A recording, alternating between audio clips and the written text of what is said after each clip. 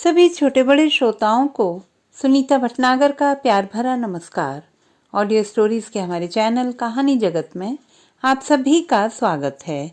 हिंदी कहानियों की श्रृंखला में आइए आज सुनते हैं श्याम गुप्त जी द्वारा रचित कहानी इंद्रधनुष। सुमी तुम? के जी? अहो भाग्य, क्या तुमने आवाज दी? नहीं, मैंने भी नहीं। फिर? हरी इच्छा, मैंने कहा। वही खिलखिलाती हुई उन्मुक्त हंसी। चलो, वक्त मेहरबान तो क्या करे इंसान। कहाँ जाना है? सुमी ने पूछा। मुंबई, राशि की कॉन्फ्रेंस है। और तुम? मुंबई, पीजी परीक्षा लेने। मेडिकल कॉलेज के गेस्ट हाउस में ठहरूंगी। और तुम? मैरिन ड्राइव पर, सागर तीरे। पुरानी आदत गई नहीं? नहीं भाई, रेस्ट हाउस है चर्च गेट पर। चलो, तुम्हारे साथ मैरिन ड्राइव पर घूमने का आनंद लेंगे, पुरानी यादें ताजा करेंगे। रमेश कहाँ है? दिल्ली, बड़ा सा नर्सिंग होम है, अच्छा चलता है। और फैमिली?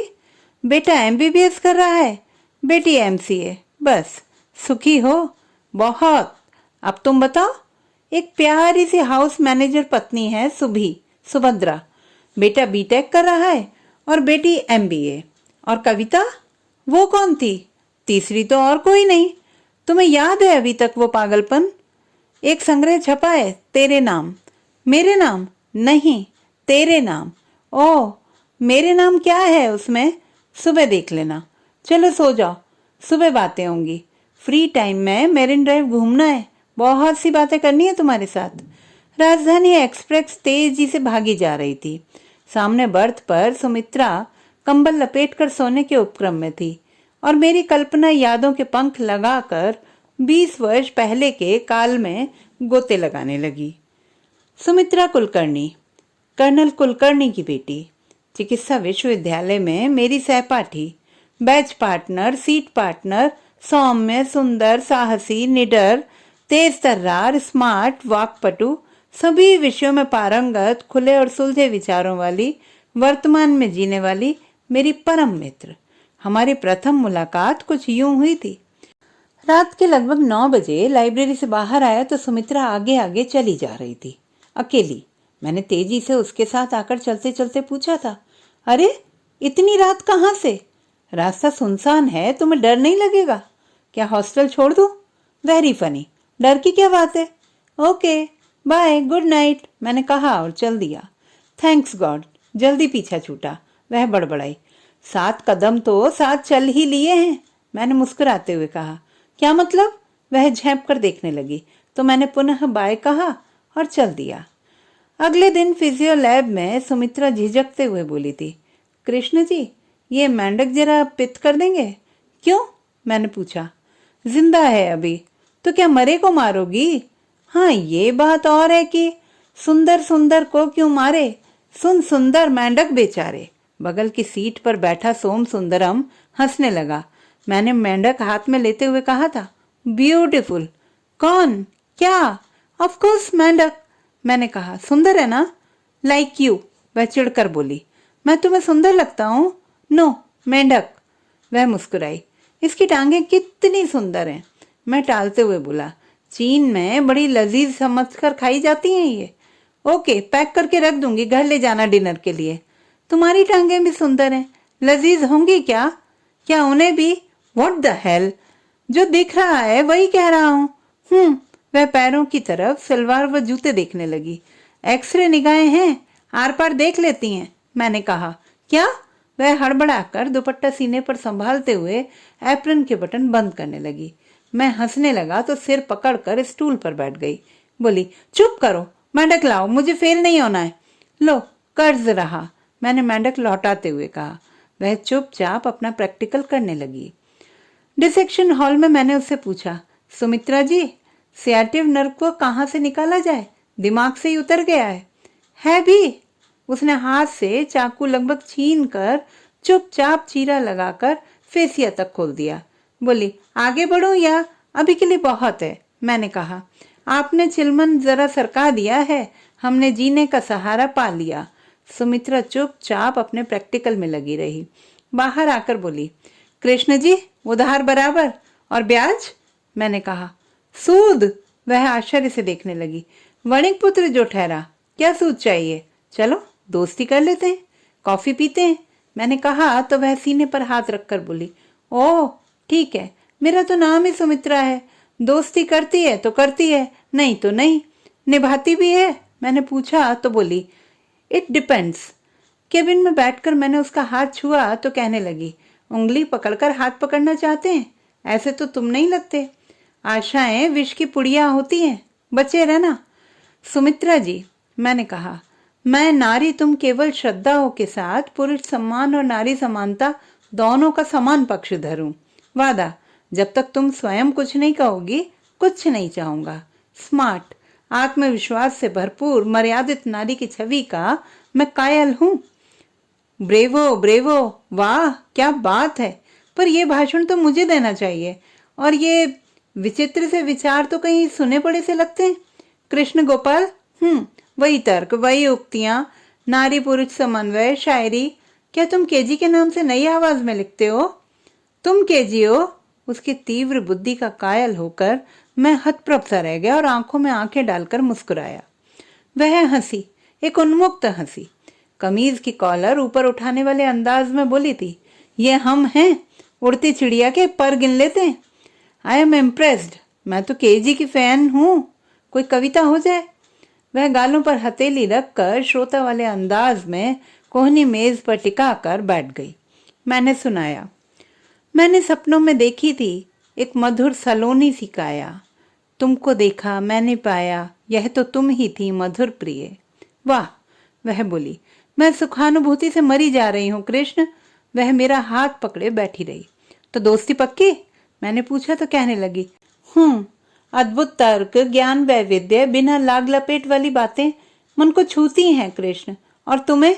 हाँ, तुम्हारा आत्मविश्वास, सुलझे विचार, बेबाक बातें, काव्यानुराग मुझे पसंद है सुमित्रा। अचानक वह सतर्क निगाहों से बोली, कहीं पहली नजर में प्यार का मामला तो नहीं? शायद। और तुम? मैंने पूछा तो बोली, पता नहीं, नहीं कर सकती, दोस्त ही रहूंगी, मजबूर हूं। क्यों मजबूर हो भाई? दिल के हाथों के जी, तुम पहले क्यों नहीं मिले? मैं वाग्दत्ता हूँ, रमेश को बहुत प्यार करती हूँ, शादी भी करूंगी। ये रमेश कौन भाग्यवान है? मैंने पूछा तो बोली, मेरा पहला प्यार, हम एक दूसरे को बहुत चाहते हैं, दिल्ली में एमबीबीएस कर रहा है, बहुत प्यारा इंसान है। और मैं? जब मैंने पूछा तो ख्यालों से बाहर आती हुई बोली, तुम हो अप्रतिम, समझ लो राधा के श्याम, और मैं तुम्हारी काव्यानुरागिनी, समझे? वह माथे से माथा टकराते हुए बोली, अब मैं सुखानुभूति से पागल हुआ जा रहा हूं सुमी। साथ छोड़कर भागोगे तो नहीं? नहीं, मैंने कहा, मैं यादों का मधुमास बनूं जो प्रतिपल तेरे साथ रहे। तो हंसने लगी, क्या देवदास बन जाओगे? अरे नहीं, मैंने कहा, क्या मैं इतना बेवकूफ लगता हूं? उसने कहा, मन से तो मितवा हम हो गए हैं तेरे, क्या ये काफी नहीं है तुम्हारे लिए?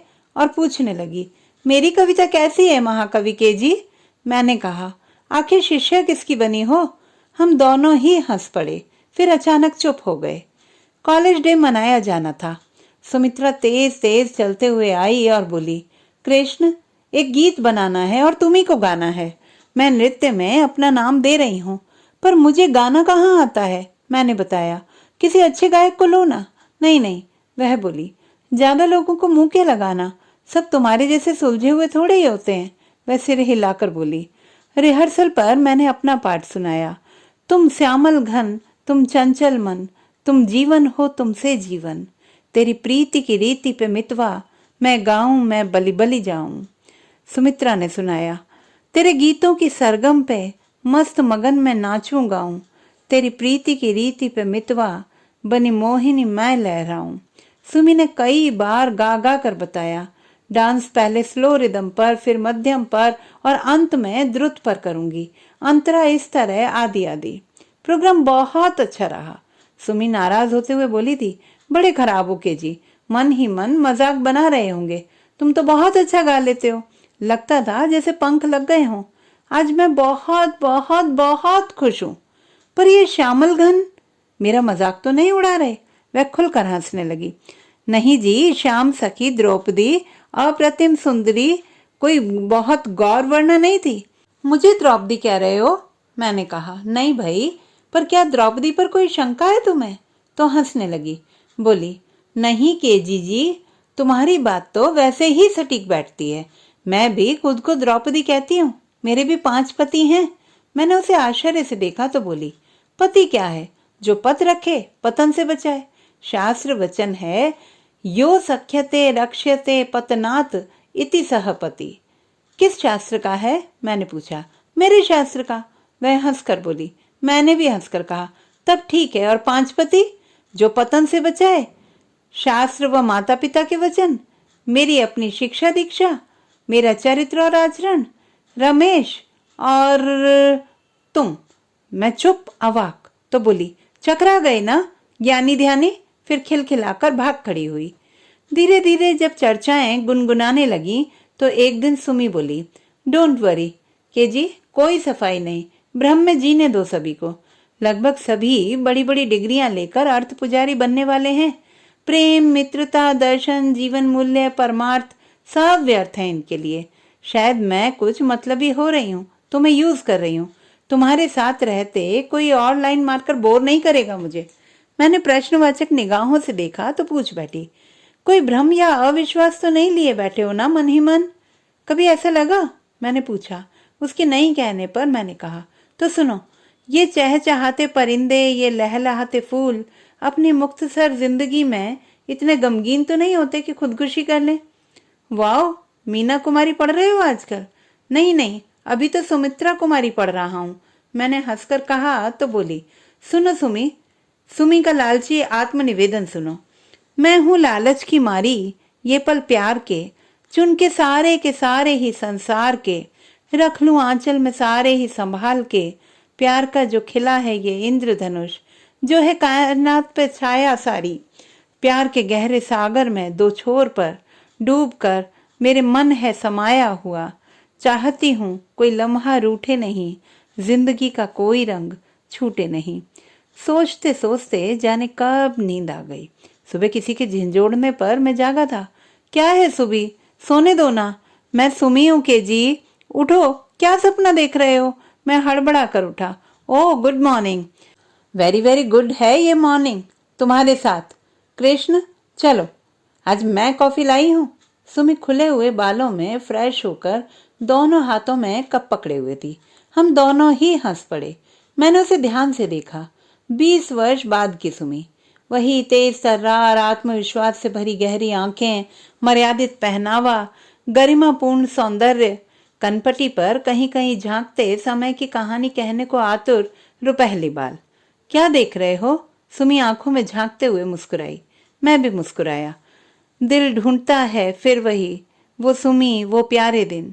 बैठे हैं तसव्वुर में जवां यादें लिए हुए। तुम तो वैसे ही हो योगीराज। वह हंसने लगी। कार्यक्रमानुसार हम लोग चौपाटी, मैरिन ड्राइव आदि घूमते रहे। चाट, भेलपुरी आदि के वर्किंग लंच के बीच पुरानी यादें ताजा करते रहे। सुमी कहने लगी, सच कृष्ण, जब भी मैं उदास या थकी हुई परेशान होती हूँ ना, तो चुपचाप झूले पर बैठकर एकांत में कॉलेज व तुमसे जुड़ी यादों में खो जाती हूँ, जो मुझ में पुनः नवीनता का संचार करती हैं। सच है, प्यारी यादें सशक्त टॉनिक होती हैं। क्या मैं विभक्त व्यक्तित्व हूँ? और तुम तो अपने बारे में कभी कुछ कहते ही नहीं। नहीं सुमी, तुम अभक्त, अनंत, परम सुखी व्यक्तित्व हो, मैंने कहा। और मैं भी। हर बात का उत्तर है तुम्हारे पास। और तुरंत उसने बाह पकड़कर सर कंधे से लगाते हुए कहा, चलो अब कुछ सुना दो। मैंने सुनाया। प्रियतम प्रिय का मिलना जीवन, सांसों का चलना है जीवन, मिलना और बिछुड़ना जीवन, जीवन हार भी जीत भी जीवन। सुमी ने जोड़ दिया, प्यार है शाश्वत, कब मरता है, रोम रोम में बसता है, अजर अमर है वह अविनाशी, मन में रचबस रहता है। ये तुमने कहाँ से याद किया? मैंने आश्चर्य से पूछा। मैंने तुम्हारी सब किताबें पढ़ी हैं, वह बोली। कुछ देर हम दोनों ही चुप रहे।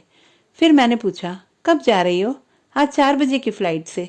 यहाँ का काम जल्दी खत्म हो गया, 2 बज रहे हैं, मैंने घड़ी देखते हुए कहा। एयरपोर्ट छोड़ने चलूं? हाँ। हम टैक्सी लेकर सुमी के गेस्ट हाउस होकर एयरपोर्ट पहुंचे। लाउंज के एक कोने में खड़े होकर अचानक सुमी बोली, मुझे किस करो कृष्ण। क्या कह रही हो? मैंने आश्चर्य से उसे देखा। अब मैं ही कह रही हूँ, यही कहा था ना तुमने? मैंने ओंठों से उसके माथे को छुआ तो वह खिलखिलाकर हंसी और हंसती चली गई। फिर बोली, मैं कर्ज मुक्त हुई कृष्ण, चैन से जा सकूंगी कहीं भी। वह गहराई से आंखों में झांकती हुई बोली, और सूद? मैंने कहा, अगले जन्म में। हम अगले जन्म में भी पक्के दोस्त रहेंगे, मैंने अनायास ही हंसते हुए कहा। नहीं, पति पत्नी। व्हाट? अगले जन्म की प्रतीक्षा करोगे जी। और वह तेजी से बोर्डिंग लाउंज में प्रवेश कर गई। तो दोस्तों, ये थी हमारी आज की कहानी। आपको कैसी लगी कमेंट बॉक्स में लिखना ना भूलें। चैनल को सब्सक्राइब करें, लाइक करें और मित्रों के साथ शेयर करें।